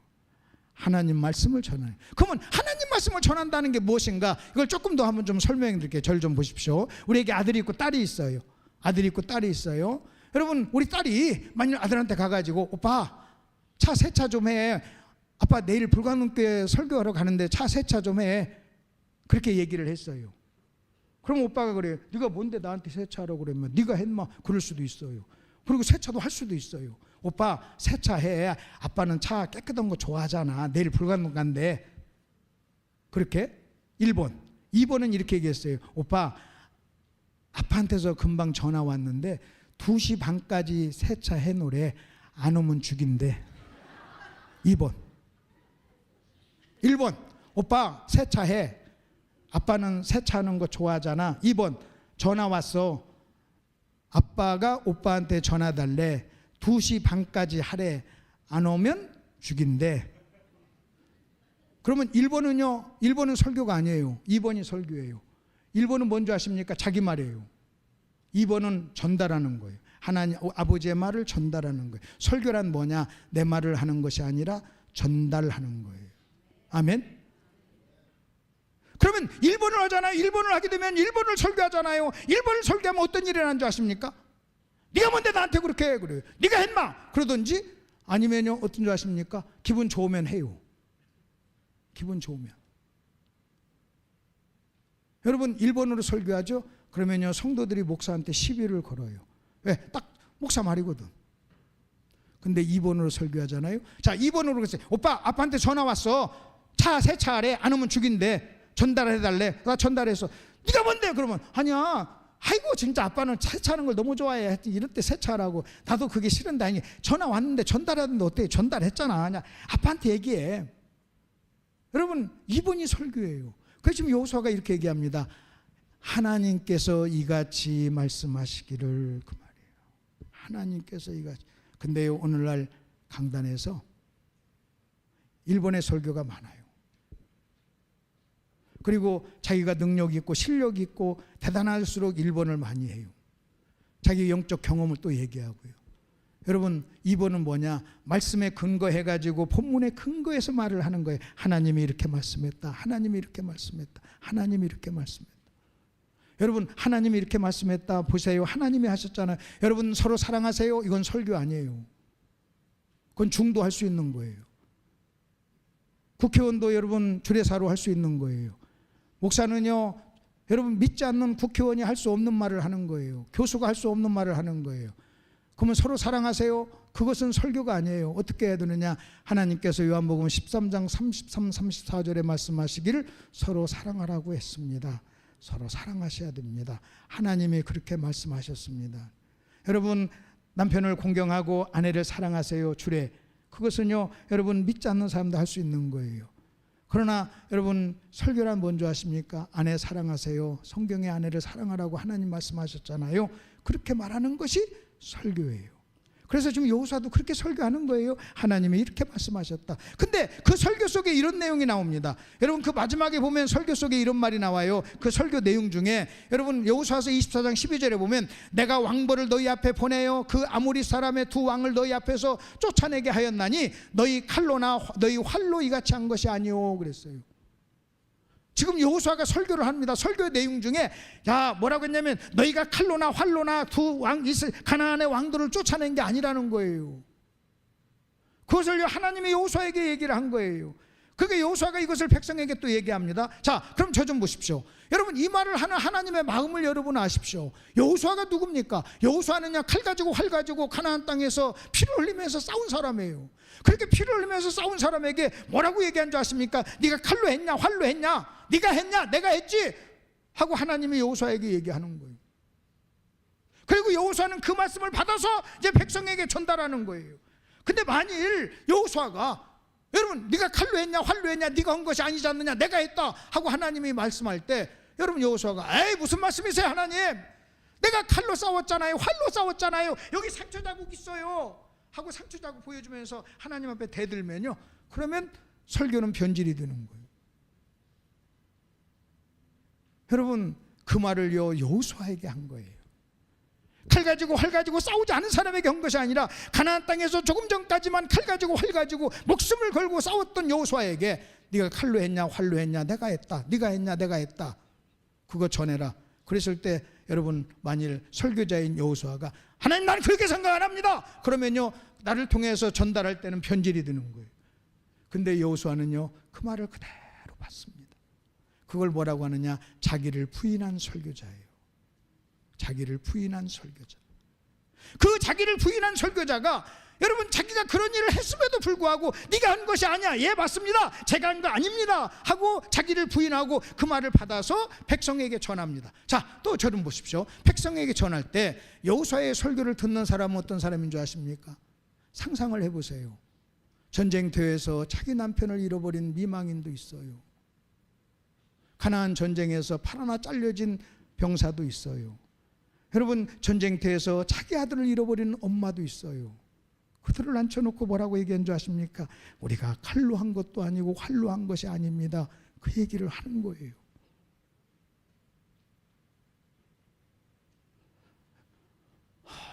여러분이 여기에 예배당을 이제 새로 짓는다고 나오죠.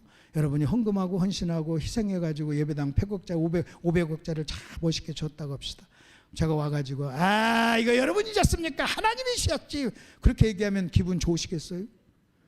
집 팔고 헌금하고 척분 깨가지고 헌금해서 예배당을 졌는데 저는요 이 말씀을 보면서 하나님의 마음을 한번 봤어요. 그 말씀을 하는 하나님의 마음을 여러분 아십니까?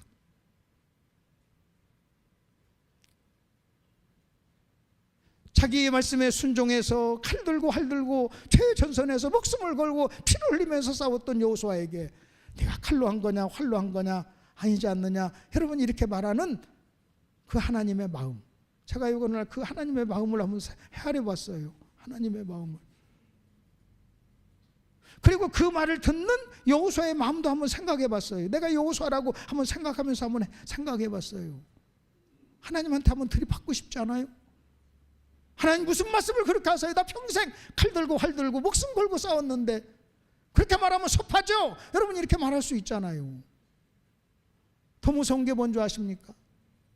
자기하고 함께 전쟁터에서 자식 잃어버리고 오빠 잃어버리고 아버지 잃어버린 사람들 앞에 가서 우리가 칼로 활로 한 것이 아니라고 말하는 그 여호수아의 마음을 여러분 아십니까? 그리고 그 말을 듣는 백성들의 마음을 아십니까? 제가요 이 설교에 대해서 생각을 해보면서요 무슨 생각한 줄 아십니까? 와.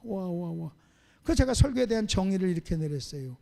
자기를 부정한 설교자가 자기를 부정한 청중에게 하는 말이 설교예요.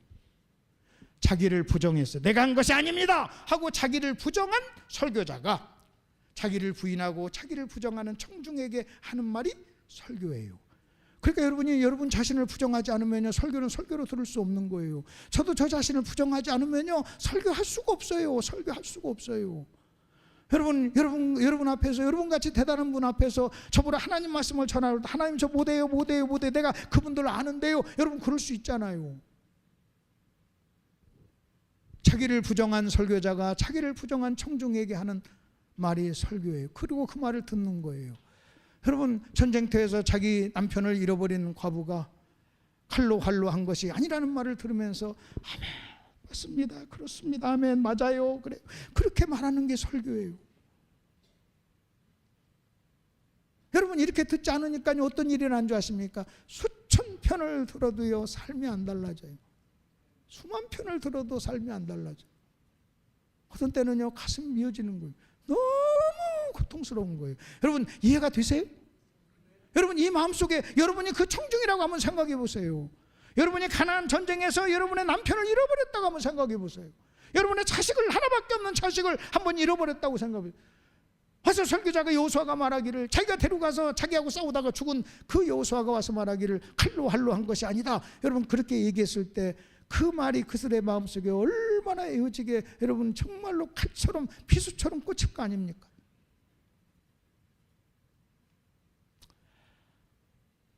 너무너무 생각이 많아요. 설교라는 게 뭔가 생각해 보면 너무너무 생각이 많아요.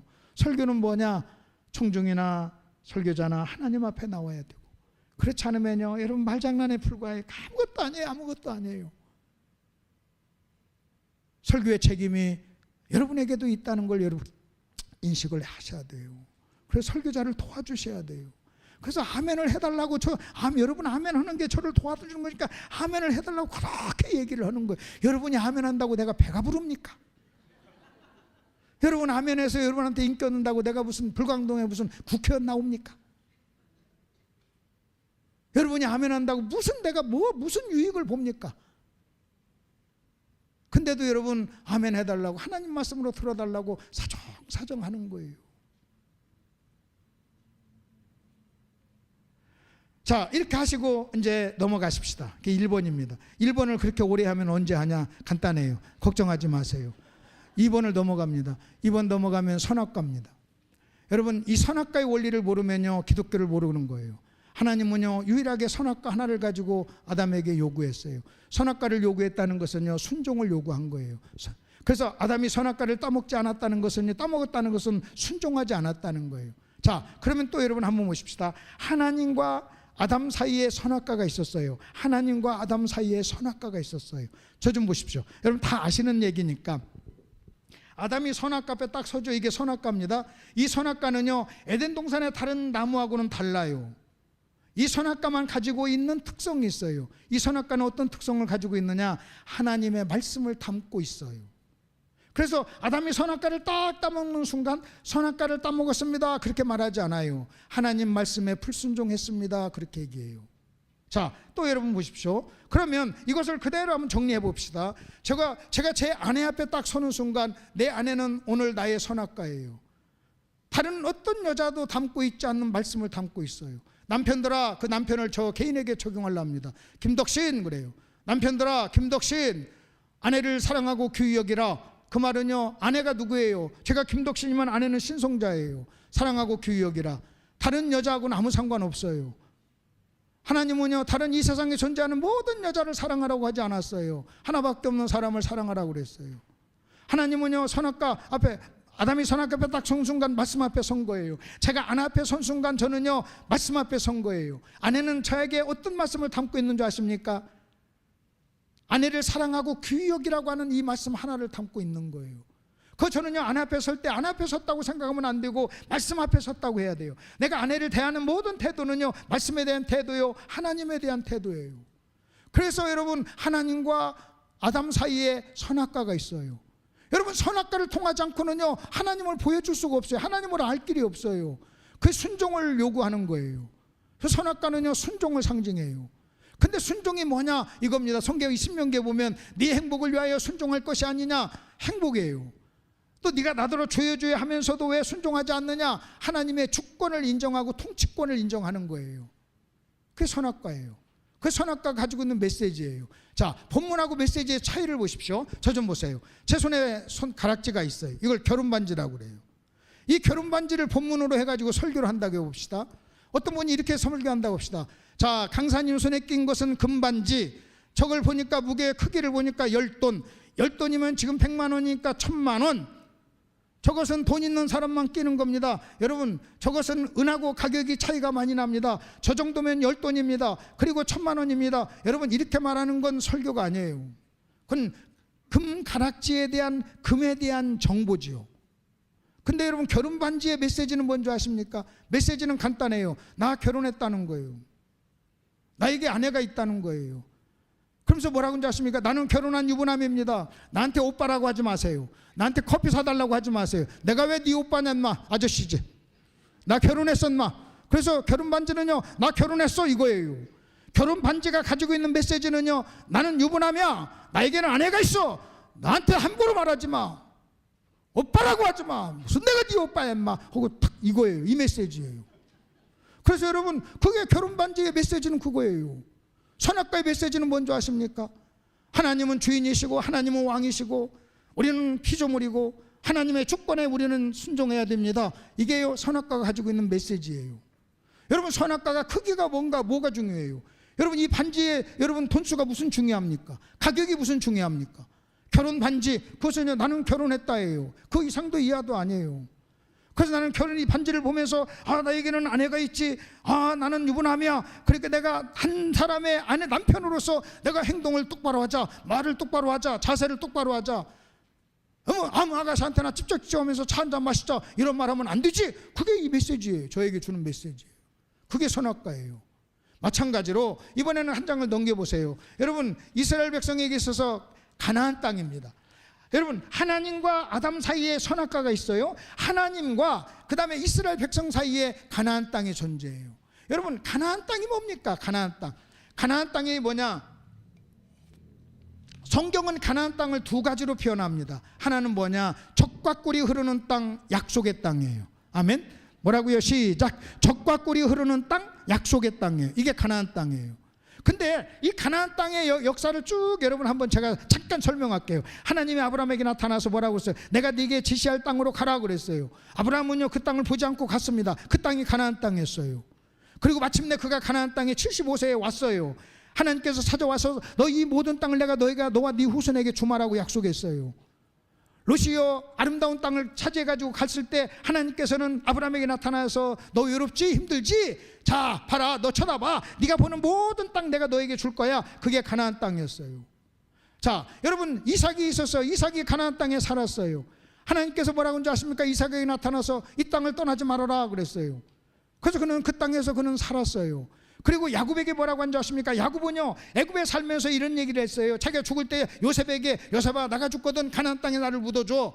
그러면서 가나안 땅에 묻어줄 이유를 뭐라고 한지 아십니까? 내가 젊은 날 루스 땅에서 하나님이 나에게 나타나셨어. 그리고 네 후손에게 이 땅을 준다고 약속했어. 그러니 하나님 반드시 주실 거야. 그 땅이 가나안 땅이었어요. 야곱은요, 죽을 때도 가나안 땅을 잊지 않았어요. 그리고 이제는 요셉이 죽었어요. 요셉이 100살에 죽으면서 내가 죽으면 나의 뼈를 가나안 땅에 묻어달라. 아버지가 54년 전에 했던 유언을 기억하면서 그는 가나안 땅을 얘기했어요. 자, 여러분 또 보십시오. 계속 이어져서 여러분 모세에게 하나님 나타나서 뭐라고 하는지 아십니까? 모세에게 나타나서 애굽에 있는 이스라엘 백성이 너무너무 고통스러워서 나한테 호소했다. 너희는 가나안 땅, 너는 그 이스라엘 백성을 끌고 나와서 가나안 땅으로 인도하라. 그것은요, 가나안 땅은 모세의 사명이었어요. 이스라엘 백성을 가나안 땅으로 인도하는 것은 모세의 사명이었어요. 모세가 죽었어요. 여호수아에게 나타나서 뭐라고 하는지 아십니까? 이제 모세가 죽었으니 너는 이스라엘 백성을 이끌고 가나안 땅을 들어가라 하고 가나안 땅을 들어가라고 명령을 했습니다. 여러분, 그 긴 세월 하나님께서는요, 이스라엘 백성과 하나님 사이에는요, 가나안 땅이 존재했어요. 그들은 가나안 땅에 대해서 어떤 자세를 취하느냐에 따라서 믿음이 좋은 사람과 그렇지 않은 사람으로 갈라졌어요. 여러분, 하나님과 아담 사이에 선악과가 있었어요. 아담은 선악과를 어떻게 대하느냐에 따라서 선악과를 대하는 것이 하나님을 대하는 거였어요. 그래서 선악과를 따먹은 걸 그냥 선악과 따먹었다고 말하지 않고 너 나에게 순종하지 않았어, 여러분 이렇게 얘기하는 거예요. 여러분, 하나님과 이스라엘 백성의 가나안 땅이 있어요. 하나님은 그 가나안 땅을 통해서 당신이 누구인가를 보여주는 겁니다. 여러분, 가나안 땅이 없으면 우리가 어떻게 하나님을 볼 수 있나요? 하나님이 눈에 보이나요? 안 보이잖아요. 근데 하나님께서는 가나안 땅을 통해서 당신이 누구인가를 소개합니다. 누군지 아십니까? 나는 약속하면 반드시 약속을 지키는 신실한 하나님이다. 이걸 보여줬던 거예요. 네가 아무리 그렇게 불순종하고 거역하고 불순종해도 나는 내가 너에게 한 약속을 나는 잊지 않아. 나는 약속을 지켜. 하나님은요 가나안 땅을 통해서 메시지를 전하는 거예요. 나는 약속을 지키시는 하나님이라는 거예요. 그리고 이스라엘 백성은요 가나안 땅을 통해서 그들은 자기들의 죄악된 모습을 봤어요.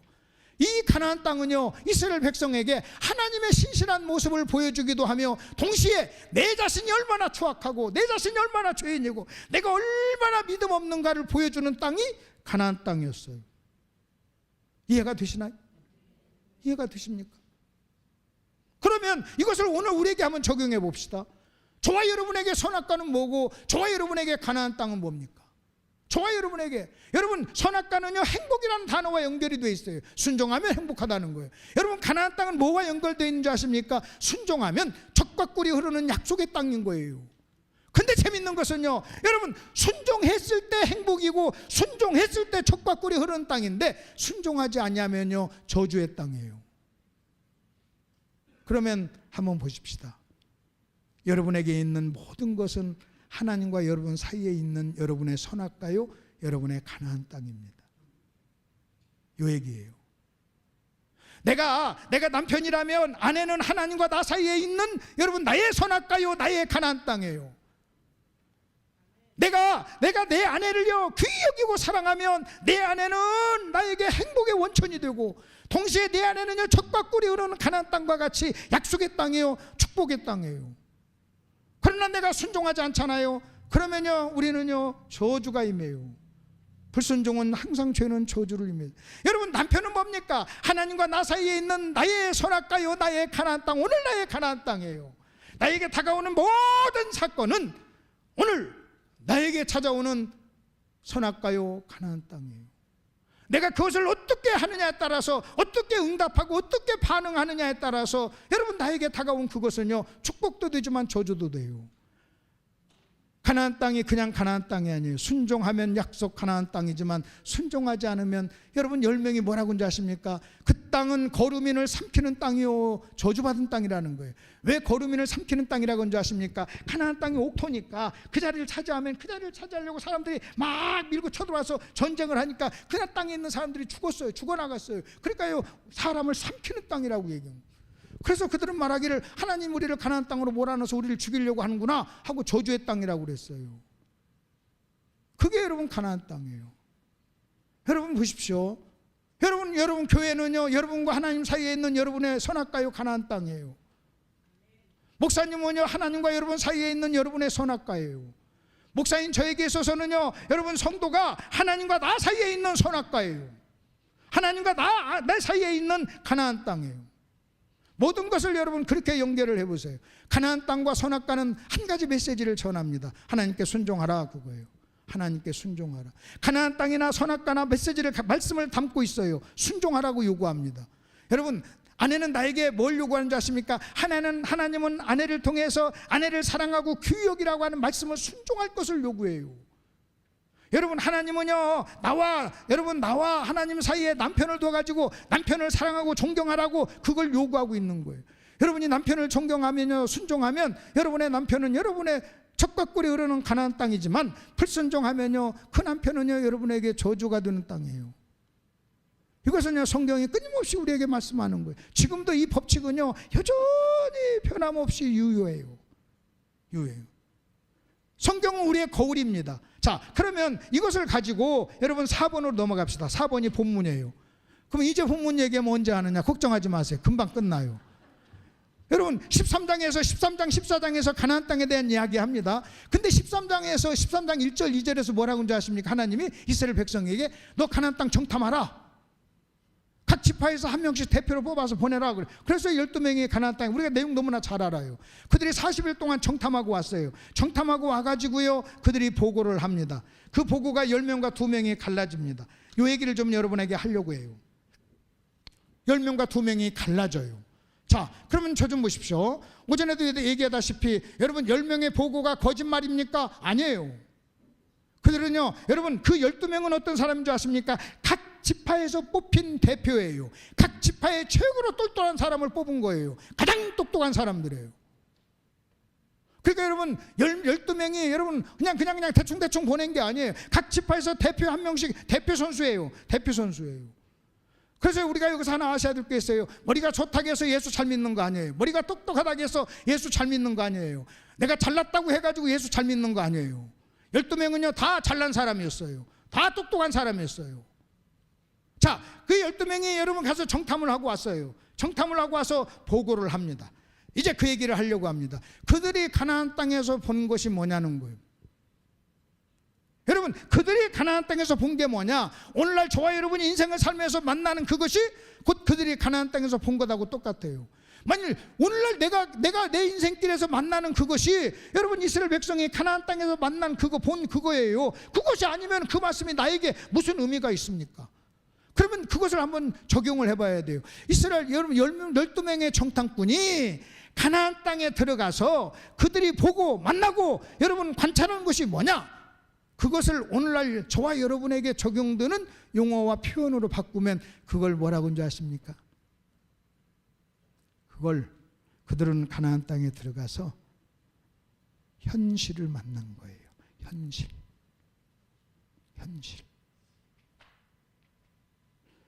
여러분이 인생을 살면서 현실을 만나잖아요.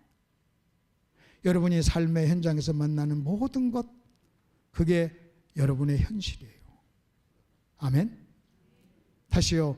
여러분, 내가 인생을 살면서 만난 현실, 그 현실을 만나고 그들을 와가지고요 자기가 본 것을 얘기했어요. 현실을 얘기했어요. 현실. 근데 여러분 현실이 뭔지 아십니까? 여러분 현실에 대한 여러분 수식어가 있어요. 현실, 그 앞에 붙는 수식어가 뭔지 아세요? 차가운 현실이에요. 우리는 목회 현장에 나가면 차가운 목회 현실을 만나요. 결혼하고 나면 차가운 결혼 현실을 만나요. 인생을 살다 보면 인생의 현실을 만나요. 제가 볼 때요, 어떤 누구도 자기 인생의 현실에서 벗어난 사람 단 한 명도 없어요. 단 한 명도 없어요. 말을 안 해서 그렇지 다 사람마다 나름대로 자기 나름대로의 차가운 현실이 있어요. 여러분 중에 현실이 없는 사람이 어디 있어요? 제가 성경에서 현실을 한번 얘기해 드릴게요. 여러분 시편에 보면 이런 말씀이 있어요. 우리의 인생이 70이요 강건하면 80이라도 수고와 슬픔, 여러분 그 연수의 자랑은 수고와 슬픔이다. 수고와 슬픔, 이게 현실이에요. 아멘? 여러분 그렇지 않나요? 여러분 수고와 슬픔이라고 하는 이 현실에서 벗어난 인생이 있나요? 다 불쌍한 사람이에요. 다 불쌍한 사람이에요. 제가 군산입니다. 저희 고향에 군산에 큰 개복교회라는 교회가 있어요. 전라남북도의 모교회예요. 엄청나게 제일 큰 교회였어요. 어려서 여러분 그 교회 앞을 이렇게 다니고 또 저도 그 교회 이렇게 다닐 때마다 그 교회를 바라볼 때마다 야, 저 교회에서 목회하시는 분은 얼마나 좋을까?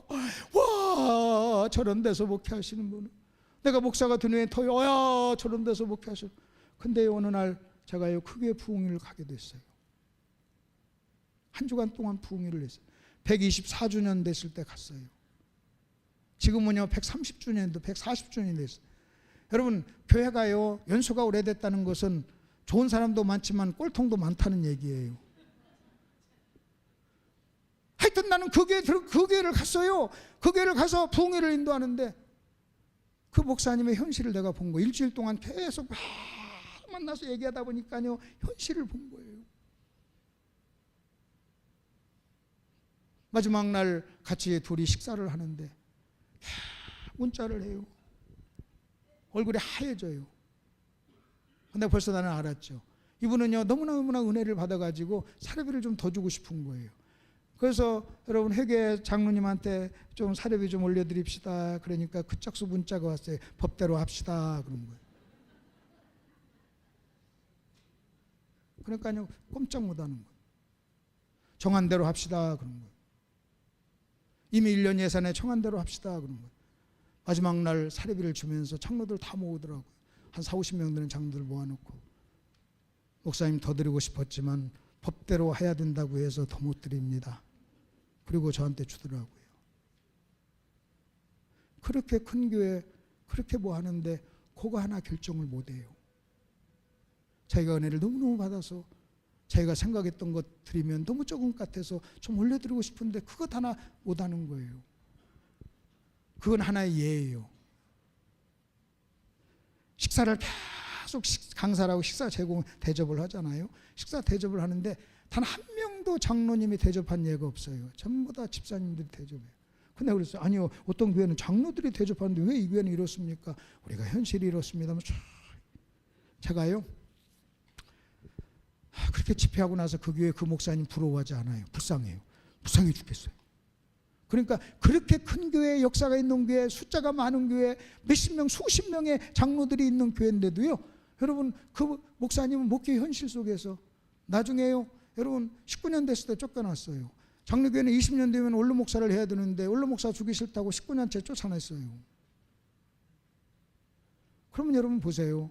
그분은요, 그 큰 교회, 나는요 지나가면서 야 부러워했지만 그 양반은 그 양반대로 현실을 가지고 있었던 거예요.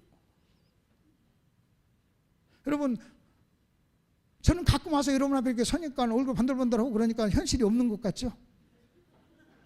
말을 안 할 뿐이에요. 왜 저라고 현실이 없겠어요?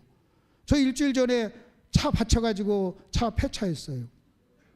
그 지금도 그 다리가 아파요. 교통사 후유증으로. 이것도 현실이에요. 빵 해가지고 뒤에서 받쳐가지고 4천만 원 나갔어요. 그것도 현실이에요. 안 하려고 했는데 여러분이 자꾸 그렇게 쳐다봐서 내가 얘기하는 거예요. 여러분, 현실로부터 벗어난 사람이 어디 있습니까? 근데 참 재밌는 게요, 자, 우리의 인생이 70이요 강건하면 80이라도 수고와 눈물, 현실이에요. 근데 이런 현실을 하나님이 말씀하셨는데 우리에게 또 한편은 뭐라고 하는지 아십니까? 범사에 감사하라, 항상 기뻐하라 그래요. 여러분, 이쪽에서는 수고와 눈물이라고 당신 입으로 해놓고 이쪽에서는 감사하라, 기뻐하라고 또 당신 입으로 해요. 얼마나 모순이에요. 그럼에도 불구하고 우리는요, 이 현실 속에서 저 명령을 우리는 모순이라고 말하지 않아요. 여러분, 이 현실을, 이 명령을 주시면서 하나님이 이 현실을 이길 수 있는, 이 명령을 감당할 수 있는 놀라운 비결을 주셨는데 그게 뭐냐? 성령이에요. 이 눈물과, 여러분, 눈물과 슬픔밖에 없는 인생이지만 내가 성령으로 충만하면 얼마든지 우리는 감사하고 기뻐할 수 있는 비결이 있다는 거예요. 현실과 마찬가지. 자, 그럼 보십시다. 여러분, 10명의 정탐꾼은요, 가나안 땅에 들어가서 뭘 봤다고요? 현실. 근데 2명도 현실을 똑같이 봤어요. 근데 2명은 어떻게 한 줄 아십니까? 현실을 봤지만 그 현실을 하나님의 말씀으로 해석을 했어요. 뭐라고요? 하나님의 말씀으로 해석을 했어요. 근데 10명은요, 하나님의 말씀으로 해석하지를 않았어요. 여러분, 마음속에 하나님의 말씀이 없는 사람은요, 여러분 현실 앞에 다 쓰러져요. 그리고 10명이 와가지고 현실을 얘기할 때 그 현실은요, 너무나도 설득력이 있었어요. 그래서 나머지 모든 이스라엘 백성이 10명이 하는 말이 전부 다 설득을 당해요. 그래가지고 돌 가지고요, 전부 여호수아와 갈렙을 죽이려고 돌을 던져요. 여러분, 어떤 사람이 현실을 가지고 얘기할 때 현실이 가지고 있는 엄청난 영향력이 있다는 걸 여러분 아셔야만 합니다. 그게 사실이었으니까. 그게 여러분 가나안 땅의 현실이요, 그게 사실이었으니까. 그러나 여러분, 우리는 하나 아셔야 됩니다. 아침에도 말씀드렸잖아요. 사실이었지만 거짓말이었어요. 하나님이 이미 주셨어요. 이스라엘 백성들이 가나안 땅에 들어가서 가나안 땅을 취하는 것이 아니에요. 내가 너에게 준 땅으로 가라는 거예요. 내가 너에게 주신 땅, 준 땅이에요. 과거형이에요. 준 땅이에요. 주실 땅이 아니에요. 준 땅이에요. 가서 내 거라고 소유하면 되는 거예요. 여러분, 하나님이 주셨어도 내가 믿음으로 딱 붙잡고 내 거야 이렇게 말하기 전까지는 내 것이 아닌 거예요. 그 하나님이 주신 것을 믿음으로 받고 내 거라고 소리치는 사람이, 그런 걸 우리는 믿음이라고 하는 거예요. 그러면 10명과 2명의 차이가 뭐냐는 거예요. 여러분, 10명과 2명의 차이가 뭐냐? 그들은요, 가서 관찰을 했어요. 귀납적으로 보면 관찰을 했어요. 관찰을 하고 그 다음에 그들은 자기들이 관찰한 건 똑같았어요. 10명이나 2명이나 관찰한 건 똑같았어요. 그런데 그들이 어디서 차이가 났느냐? 관찰 해석에서 차이가 났어요. 해석을 잘못하니까 적용이 달라졌어요. 적용이 달라지니까 그들의 인생의 결과가 길이 달라졌어요. 자, 여러분에게 한번 말씀을 이제 접겠습니다. 설교. 또 하나. 여러분이 현실입니다. 불광동 교회는 현실 앞에 있습니다. 오늘만 있는 것 아니에요. 예전에 김우생 목사님이 계실 때도 현실이 있었어요. 아멘? 그때는 현실이 없었나요? 그때는 무슨 천국이었나요? 아니에요. 그렇지 않아요. 개척할 때도 제가요 10,000명 모이는 교회 목사님 매월 만나서 멘토링을 해요. 1대1로 멘토링을 해요. 만나서 몇 시간 동안 공부하는데요. 공부할 때마다 저 붙잡고 울어요. 목사님 좀 도와주세요. 도와주세요.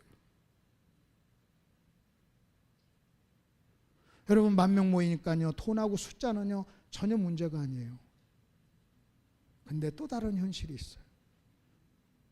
여러분 성도 10,000명이 모이는데 돈은 걱정이, 돈은요 헌금이요 100억이 넘어요.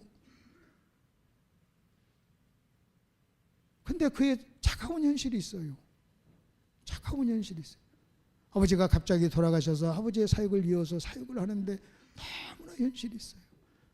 저보러 아버지 목사님 건강하셔가지고 20년만 제 곁에 있어주세요. 10,000명 모이는 목사가 누구 붙잡고 올 수 있어요. 그러니까 저 붙잡고 둘이 있으니까 둘이 같이 공부하니까 막 울어요. 근데 꼭 껴안아요. 불쌍해 죽겠어요. 누가 10,000명 모이는 목사님을 불쌍하다고 그래요. 근데 그를 힘들게 하는 현실이 있어요. 여러분 현실이 뭐냐? 그걸 여러분 가려보려고 생각할 것도 없어요. 바울은 가시라고 그랬어요. 여러분 어떤 사람은 돈이 현실이 아니에요. 돈 많으니까. 그러나 돈이 현실이 아닌 사람은요 남편이 현실이고 자식이 현실이에요. 건강이 현실이고요.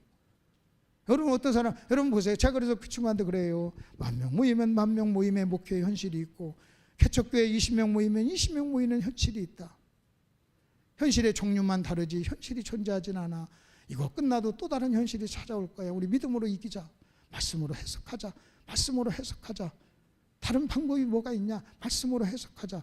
아멘? 다시요. 말씀으로 뭐 하자? 해석하자는, 말씀으로 해석하자는 거예요. 말씀으로.